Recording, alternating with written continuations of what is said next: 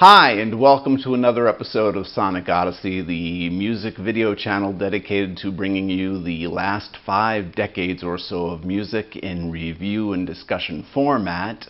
Before we dive into today's music, please be sure to like, share, and subscribe to the video channel. Also, please feel free to check out the Patreon page. You can see the link in the show description below. If you're interested in donating to the channel to help keep the channel afloat. You can donate anything from a couple of dollars a month. You can have your name appear at the end credits of each video. And you can even go so far as to have a album of your choosing for me to present for review and discussion.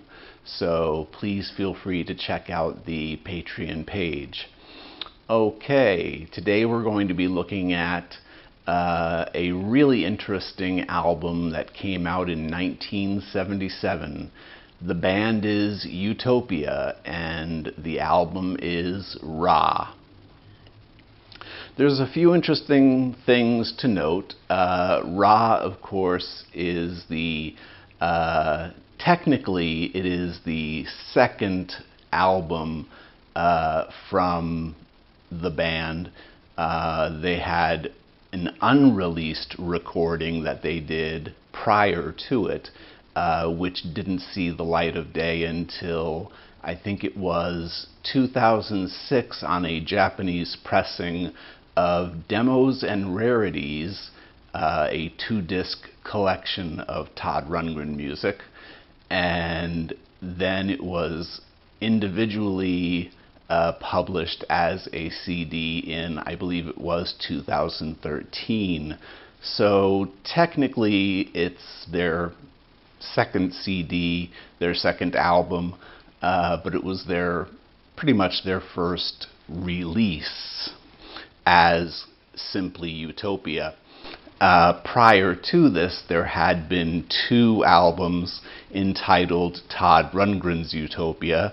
There was the self-titled Todd Rundgren's Utopia and the follow-up album Todd Rundgren's Utopia, Another Alive.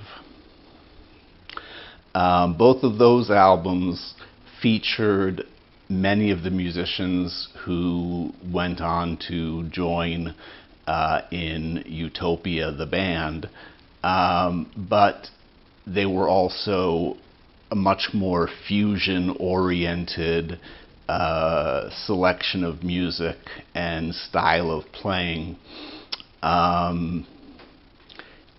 So changing it from Todd Rundgren's Utopia simply to Utopia when they stripped the band down, when Todd Rundgren stripped the band down to the lineup of Todd Rundgren on guitar and vocals, Roger Powell on keyboards, synthesizers, and vocals, Kasim Sultan on bass and vocals, and John Willie Wilcox on drums, percussion, and vocals.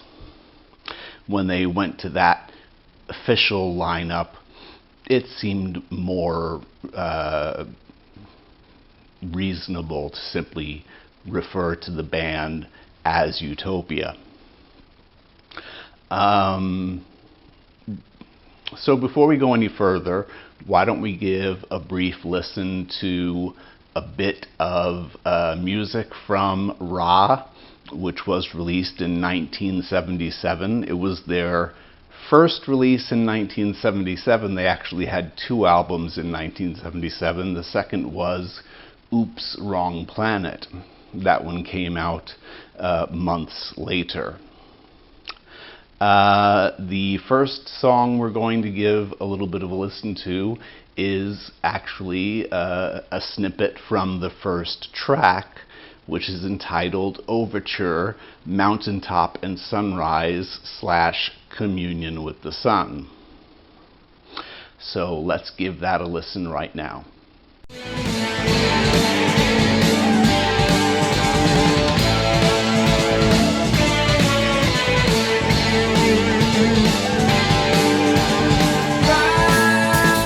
Climbing the rise.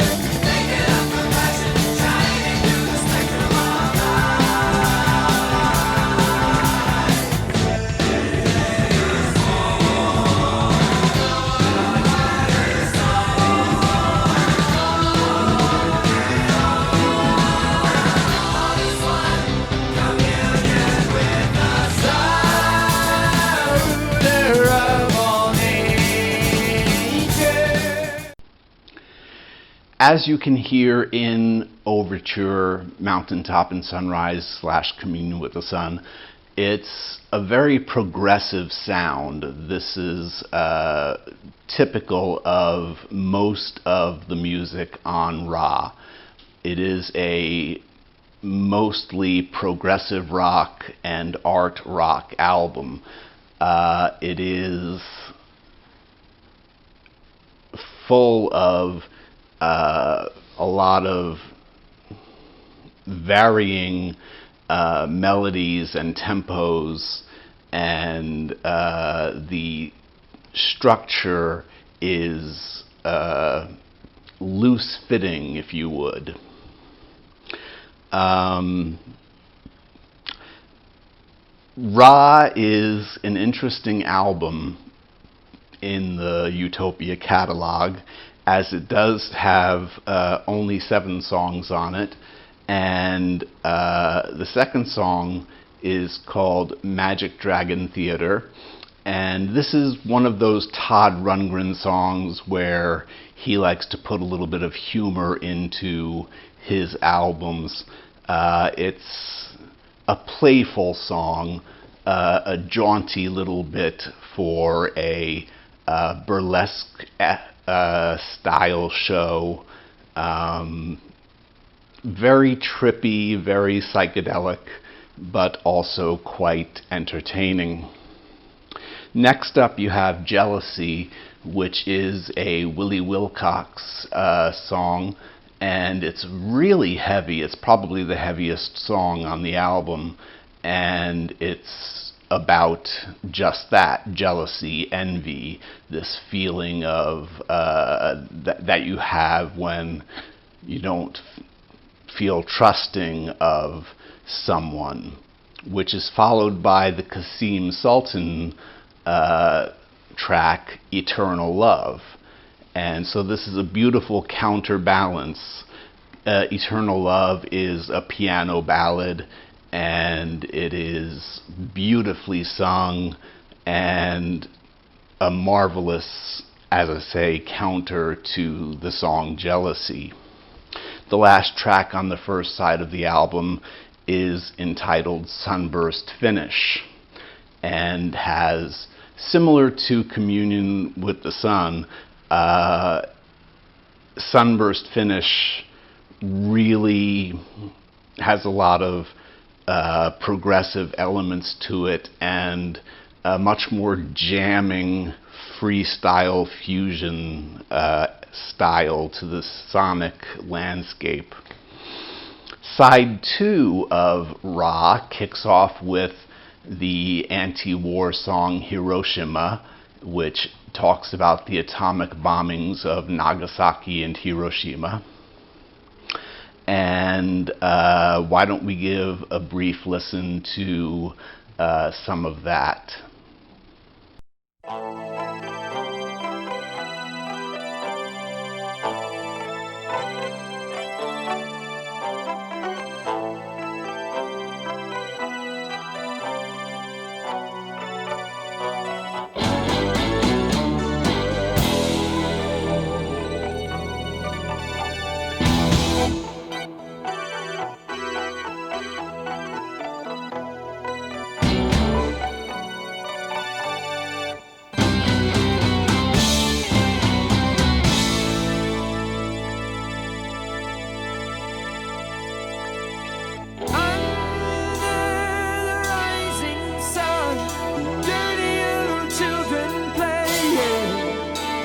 And in the red pagoda, Mama Sun is praying.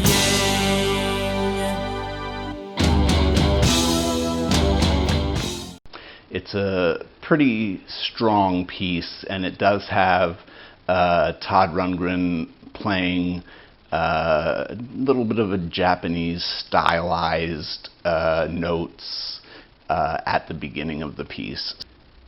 Even though Hiroshima is more of a focused piece trying to get across the devastation and tragedy of the bombings of Nagasaki and Hiroshima, It's still got a great deal musically of fusion and progressive rock. It's a fantastic melange of styles, and the instrumentation throughout is full of flourishes from each musician. It's a great song. The last song on the album happens to be 18 minutes and 24 seconds long, and it's called Sing Ring and the Glass Guitar, an Electrified Fairy Tale. This was a great concept, having, as Todd Rundgren says in his own words, if you've never heard of an electrified fairy tale, just picture wee tiny fairies with electric guitars. There's a bit of humor and playfulness that comes through that. It's not an overly serious song. It's a song about this land of harmony where everyone is happy and things are good until a force of evil traps the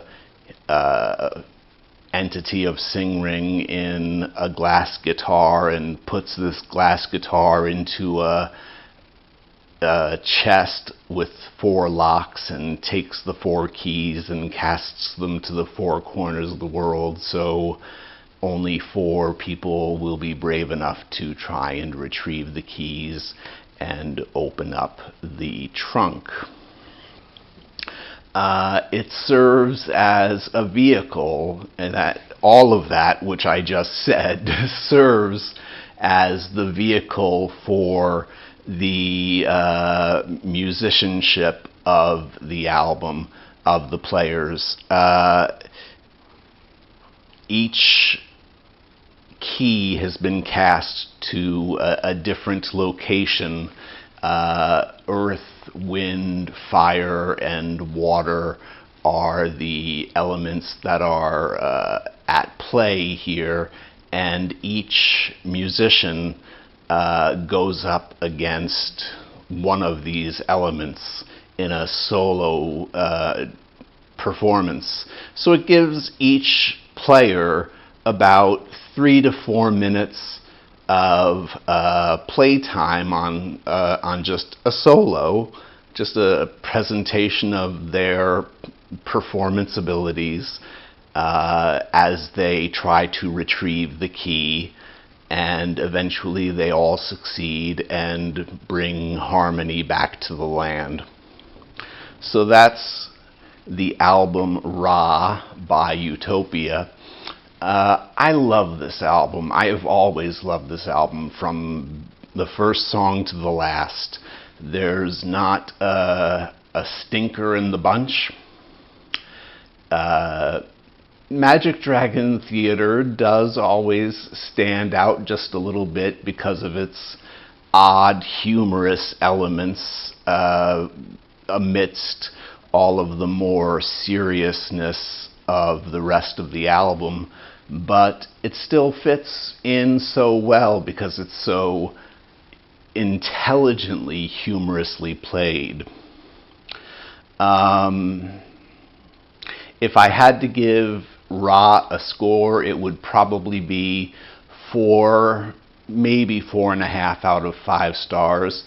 I think it's one of the best albums Utopia released as a band. There are a number of albums from them. I may eventually get around to doing a different one. But this one was one that I felt needed to be addressed for the progressive elements that are involved, the fusion elements, the sonic landscape being just so diverse and filling such space with marvelous textures and different layers of soundscapes. It's a beautiful and I could almost say idyllic kind of listen. So I hope you'll give Utopia Ra a listen. And I thank you very much for spending your time with me. I hope you enjoyed today's video. Please be sure to like, share, and subscribe, and remember to consider visiting the Patreon page and becoming a patron. Your patronage would be greatly appreciated. And until next time, I thank you very much for your time and attention. And that's it. Peace, and see you next time. Bye-bye.